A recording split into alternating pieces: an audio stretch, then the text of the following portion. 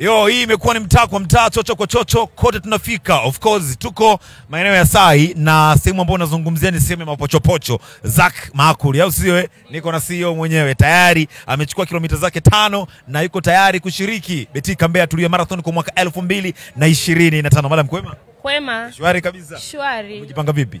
Mimi nimejipanga ise. Yaani moto utawaka siku hiyo.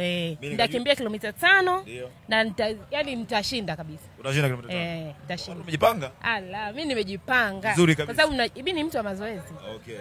Sawa, Zack Maakuli ni miongoni mwa watu ambao mtakuepo ndani ya Betika Mbeya Tulia Marathon. Of course, umejipanga vipi kutupa mapochopocho manyama ama nini? Nyie mtegemee vitu fulani amazing. Zack Maakuli sisi ndo wakali wao.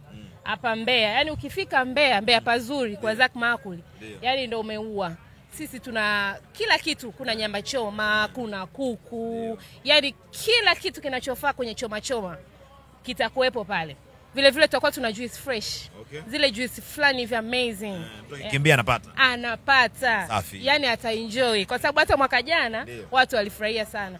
Mwaka huu tumejipanga zaidi. Sawa. Kwa hiyo mtegemee vitu fulani hivi vizuri. Safi, huyo ni Zack Maakuli kutokea Sai Mbeya pazuri. Yeye tayari kilomita zake 5 amejipanga vizuri kabisa na atakuwepo. Hii ni Betika Mbeya Tulia Marathon 2025. Tunaboresha miundombinu ya elimu na afya.